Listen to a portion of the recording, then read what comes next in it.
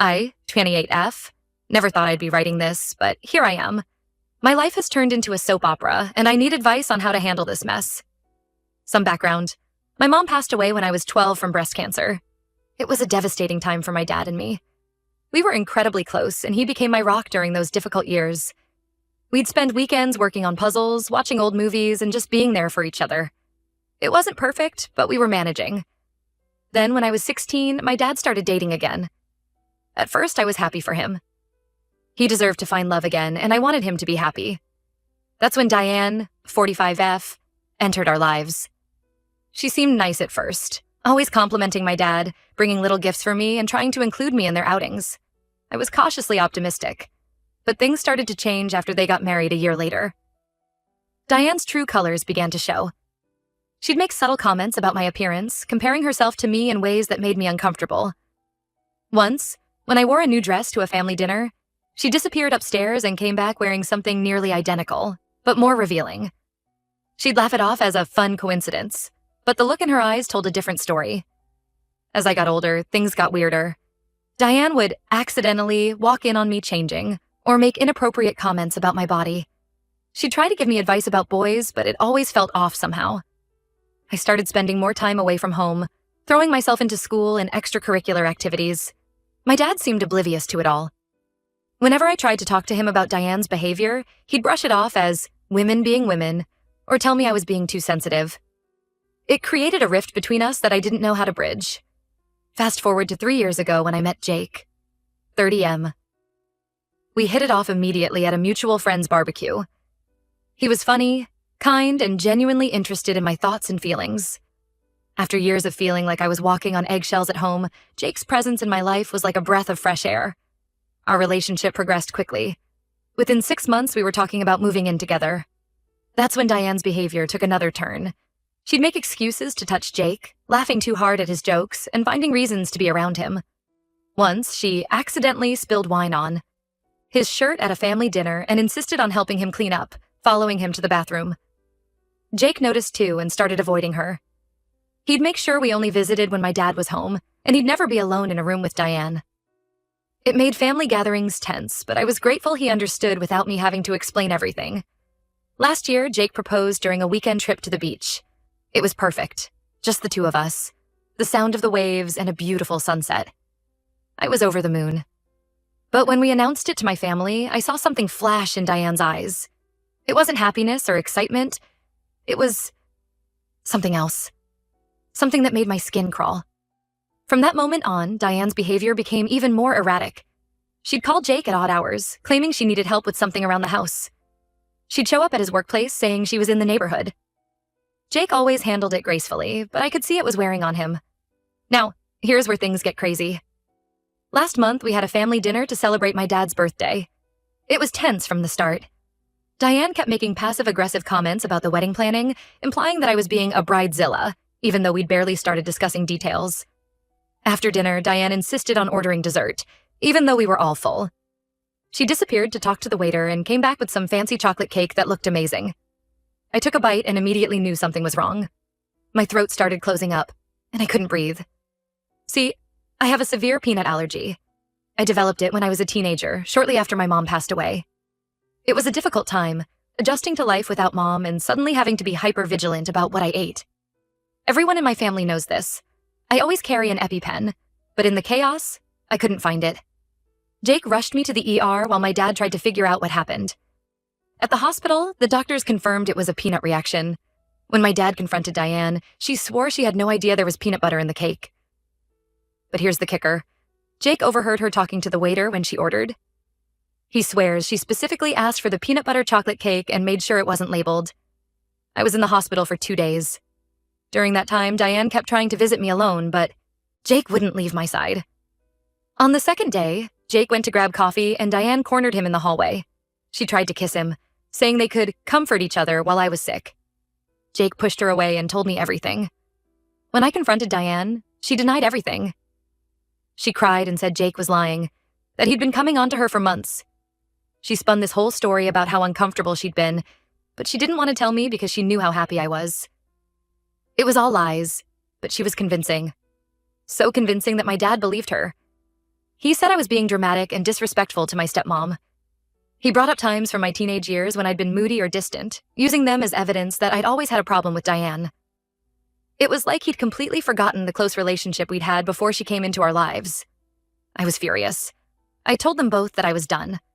I wasn't going to stick around and let Diane try to kill me again or seduce my fiancé. My dad accused me of tearing the family apart with wild accusations. He said I was jealous of Diane and always had been. Here's where it gets even messier. My grandpa, Dad's father, passed away last year, leaving behind a sizable inheritance. My grandpa and I had always been close. He never quite warmed up to Diane, which caused some tension in the family. But before he died, he made it clear he wanted his estate split between my dad and me. Now, my dad's threatening to cut me out of the will if I don't apologize to Diane and make things right. He says Grandpa would be disappointed in how I'm acting, but I know that's not true. Grandpa always encouraged me to stand up for myself. I'm at a loss. I love my dad, but I can't believe he's choosing Diane over me. Jake and I have moved out and are staying with his parents for now. They've been incredibly supportive, but I know it's not a long-term solution. My friends are split. Some think I'm overreacting, while others are telling me to press charges against Diane. My best friend, Sarah, has been my biggest supporter. She's never liked Diane and says she always got a weird vibe from her. I don't know what to do. Should I try to reason with my dad one more time? Should I just walk away from my family and the inheritance? Is there any way to prove what Diane did? I feel like I'm losing everything. My family, my home, and potentially a lot of money. But I refuse to put myself in danger or let Diane come between Jake and me. Any advice would be appreciated. Edit. Thank you all for the supportive comments and advice. To clarify a few things. 1. Yes, I'm sure about the peanut butter. The hospital confirmed it. 2. I've known Diane for 12 years and she's always known about my allergy. 3. Jake and I are 100% sure about what we heard and saw. We're not mistaken or lying. 4. I'm looking into legal options, but it's complicated since it's my word against hers. 5. I'm not going to apologize or pretend everything's okay just for the inheritance. My life and relationship are worth more than that. I'll update when I have more information or if anything changes. Thanks again for the support. Update. It's been about 6 months since my last post, and a lot has happened. I want to thank everyone for their support and advice. It really helped me stay strong during this nightmare. First, the good news. Jake and I got married. We had a small ceremony with just his family and my closest friends. It was nothing like the big wedding we'd originally planned, but it was perfect for us. We wrote our own vows, and there wasn't a dry eye in the house. My best friend Sarah was my maid of honor, and Jake's brother was his best man. It was beautiful and drama-free, which is exactly what we needed. We're officially moved into our own place now, and it feels great to have our own space. It's a small apartment, but it's ours. We've been enjoying setting it up together, choosing furniture and making it feel like home. It's been a healing process, creating a safe space that's just for us. Now, for the not-so-good news. My relationship with my dad has completely fallen apart.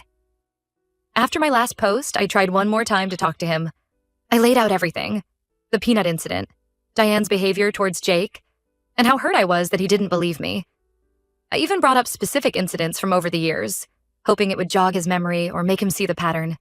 He listened, but in the end, he still took Diane's side.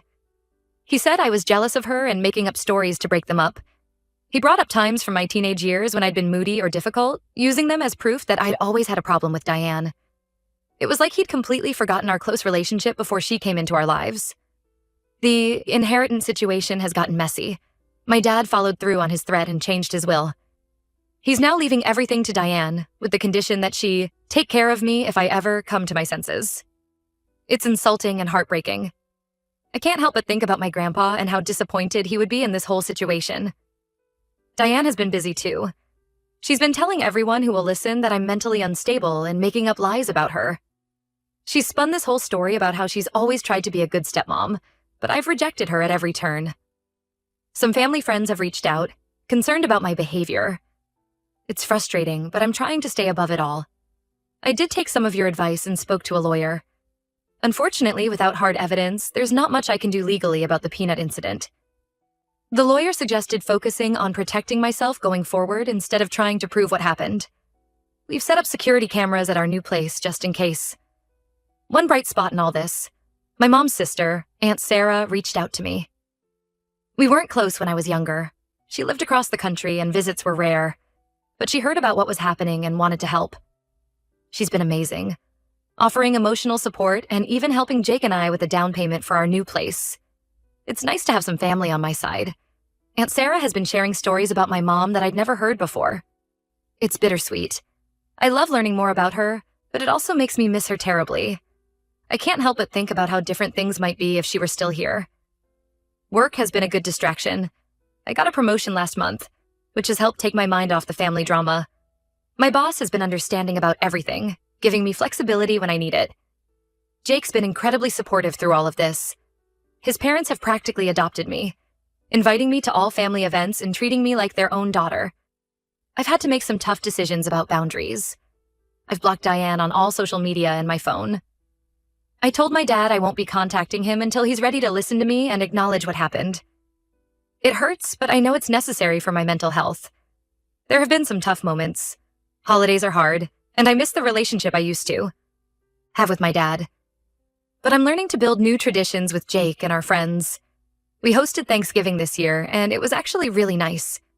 It felt good to fill our home with laughter and love. I'm still struggling with feelings of guilt and anger. Some days I want to scream at my dad for choosing Diane over me. Other days I miss him so much it hurts. I'm trying to focus on the good things in my life. My marriage, my job, my true friends. Jake and I have been talking about starting a family of our own someday, and that gives me hope for the future. I don't know what the future holds. Part of me hopes my dad will come around eventually, but I'm not holding my breath. For now, I'm focusing on building my own life and family with Jake. Thank you all again for your support. It means more than you know. I'll update again if anything significant changes. Update. I can't believe I'm writing this, but there's been a major development in my situation. It's been about a year since my last update, and everything has changed. 2 weeks ago, I got a call from my dad. He was crying and asking to meet up. I was hesitant, but Jake encouraged me to hear him out.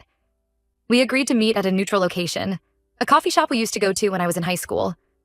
Walking in, I was hit with a wave of nostalgia. We used to come here after my weekend soccer games, sharing a slice of apple pie and talking about everything and nothing. When I saw my dad, I barely recognized him. He looked older, tired, like he'd aged years in just a few months. He broke down as soon as he saw me, apologizing over and over. Then he told me everything. It turns out Diane had been having an affair for months. Not just any affair, she was sleeping with my dad's best friend, Tom. Tom and my dad had been friends since college.